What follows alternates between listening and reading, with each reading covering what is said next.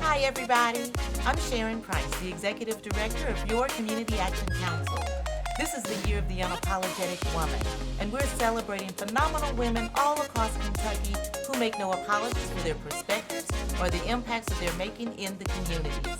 Today, we're celebrating my friend, the absolutely driven Opa Johnson. Opa is a wife, a daughter, a sister, a business owner, and she's chief of staff at Girl Track. And she works with companies to improve organizational leadership and management direction. She is a strong advocate and champion for women's issues, equity, and equality. She is unapologetic in her advocacy for improving the health care for African American women and girls. Unapologetically Woman, Opa, that's you. Welcome. Hi. Thank you. Thank you. Thank you for having me. Oh, I'm so excited to be here with you in the same space. So, you've been in Lexington how long? Just shy of 2 years. Just shy of 2 years. And so when you got here, you had no idea that you would be moving from... I had no idea I'd be moving from the DC area. I had never been to Lexington before. I had never been to Kentucky before. But you know, God saw fit to bring us here, and it's been a really great ride. And I'm so glad that you guys did make it here, because you do some phenomenal things in the community that we want to talk about. Okay. I'm going to jump in the Girl Track. Oh, okay. Let's do it. Yes. Tell us all about it. Absolutely. So Girl Track is the largest public health nonprofit in the country focused on improving the health of Black women and girls. We have over 1 million members all over the country and the world, women who are joining together with each other in their communities, walking and talking, encouraging one another, and really in the end, doing the work of improving their health and the health of their families and their communities.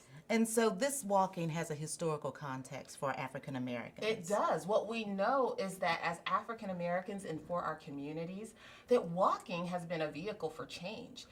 We walked during the Civil Rights Movement. We have, as Black women, we walked during the Women's Rights Movement. We are walking today for justice still. And so, of course, walking seemed like the perfect avenue to do the work of improving our health. So what we know is that Black women suffer from preventable diseases at higher rates than just about any other group in America. And so what we have found is that when Black women start walking, they also start seeing what's going on in their communities. They talk to each other. They start to figure out the solutions, because the truth is we have the solutions ourselves. We just need the time and the energy to realize that. And then, as we know, because Black women, we happen to lead in our families. So we improve our own health, and then all of a sudden we start looking at our families. And then we start saying, well, our children need to be healthier, and our spouses need to be healthier, and those aunties that have helped to raise us, they need to be healthier too. And in the end, Black women are being a vehicle for change in their families and in their communities. So this is a form of self-care. And we know how important that is. We were just talking about that. Exactly. Self-care is extremely important. For so many women, we have a tendency to put everybody else's care first, right? And Girl Trek asks Black women to take 30 minutes every single day, just 30 minutes, for their own self-care. We ask them to lace up their sneakers and walk out their front doors for just 30 minutes a day. And it can wildly change someone's life. And so what about the whole stigma of being a strong Black woman? How does that play into the health of African American girls and women? Sure. So it's hard to ask for help. We are told that we have to be strong. Again, that we put everybody else first, that we ensure the health and well-being of everyone in our lives first. And then we put our own health on the back burner. So that pain that you're feeling in your body that you say you'll get to later, or the sleep that you're not getting because you're so busy taking care of children, or you're working 2 or 3 jobs, or for many of us, we're double caregivers, right? We have children and we have parents that we're caring for, our aunts and uncles that we're caring for. And so everyone comes first, and it never crosses our mind to ask for help. We've been conditioned and taught to just endure. And Girl Trek says that's actually killing us. Wow. And we can't just continue to endure. That actually what we need to do is be our best, strongest, healthiest selves. And when we do that, we're actually our best selves for others as well. And so that must be working for you because you're very busy. Tell us about your business. You're a business owner. Tell us about that. Yes, What are you doing? So Sakari and Company is a business operations consulting company. And so I help small businesses and nonprofits improve their internal operations. And that's everything from human resources to HR systems, to how to embed diversity, inclusion, equity, and belonging into their everyday operations. Okay. Junior League. Junior League. Look, you're involved in too many things to say you've only been here right under 2 years. Junior League. What are you doing there? So I serve on the board of the Junior League of Lexington. I lead our efforts around diversity and inclusion, which is a lot of fun. The Junior League is one of the oldest women's leadership organizations in our country, with the mission of building up women leaders so that they can go out and impact their own communities. And so I get the joy of working with a group of women to really help to bring up women leaders in Lexington. And those women then go out giving hundreds of hours of volunteer service to nonprofits all over the city. So you take what you're doing in Junior League, and how does that relate to what you're doing at Chrysalis House? Oh my goodness. So I had the pleasure of being asked to join the board of Chrysalis House. Which of course is a substance abuse nonprofit for women who tend to have children. And right now I am working around fundraising for Chrysalis House. But I take the work that I do at Junior League, I take the work that I do at Girl Trek, and I show up as my full self. And so that sometimes means pointing out areas of growth, areas where we can improve through the board and through kind of my other connections. But right now, what that looks like is getting ready for our annual 5K, which takes place in October. Oh, tell us more about that. Where's it going to be? Where is the location? Have you guys decided? We have not. So I will definitely share that information with you. But Chrysalis House has been doing an annual 5K for about 10 years now. This will be my first time being involved, and I'm super, super excited about it. We can't wait to raise money for the women and the children in our programs.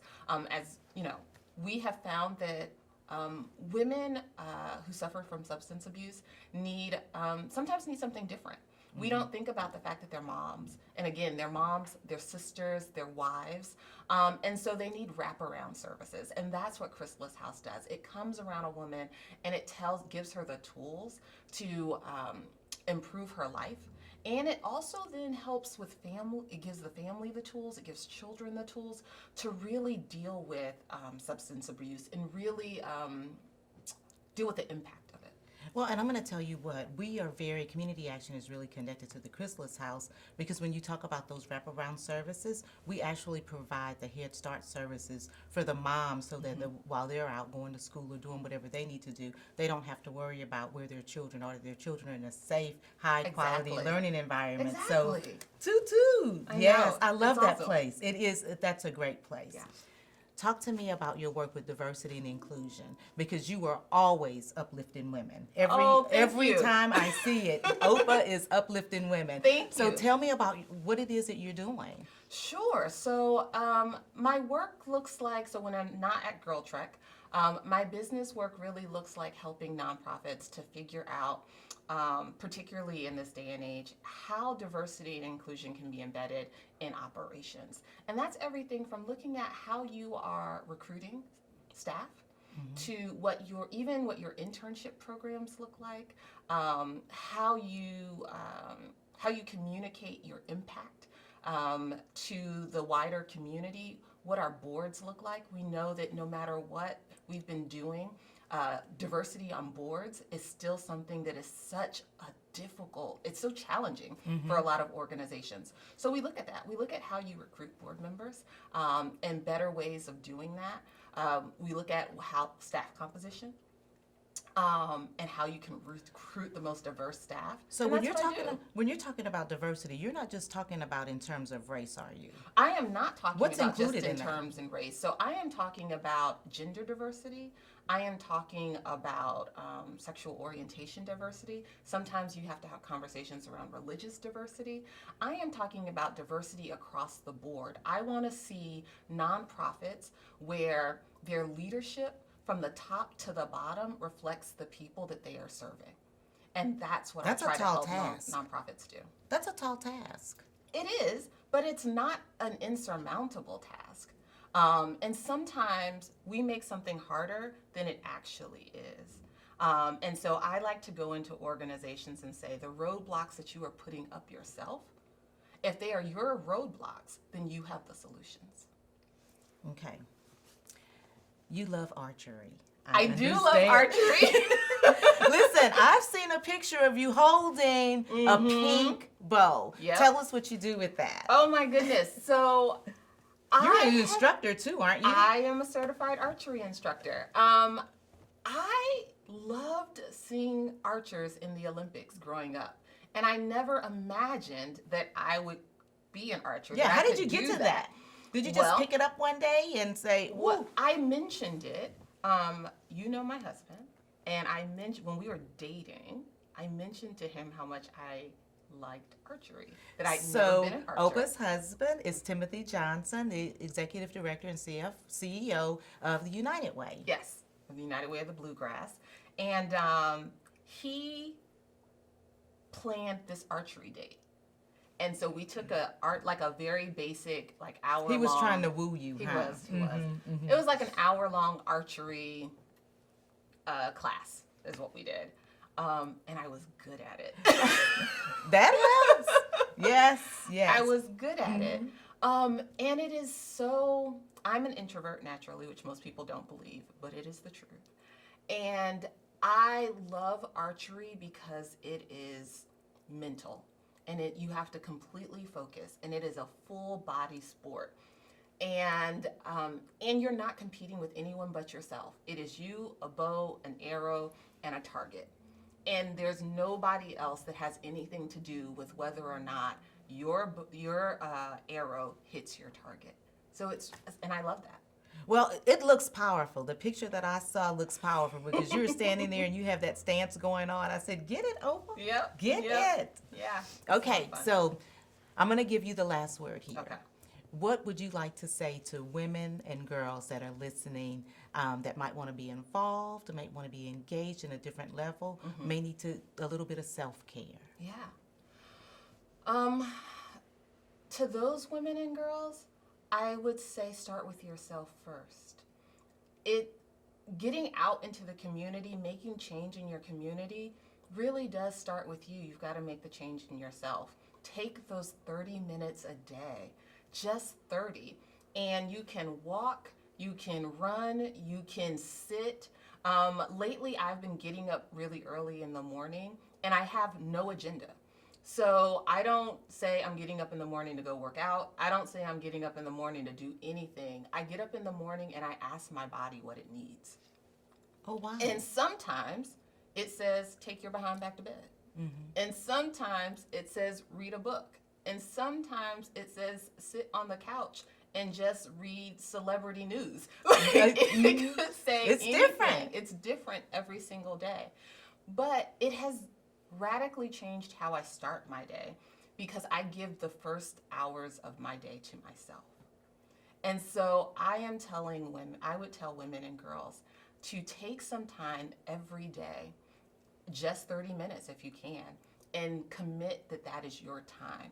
My hope is that you'll do some type of physical activity because we all need it. But sometimes your body is saying go to bed. And so what about women that have a lot of other people around them and to set that stage when maybe your husband comes in, you're like, no, this is really my time. Yeah, it You're really next. is. How do you handle that? Well, Just you say it? just that. Yeah, I wish I was gonna try to come up with something like really cool and clever, but the truth is you have to just say that. We have got to get to the place in our lives where we insist that the people who say they love us respect our time.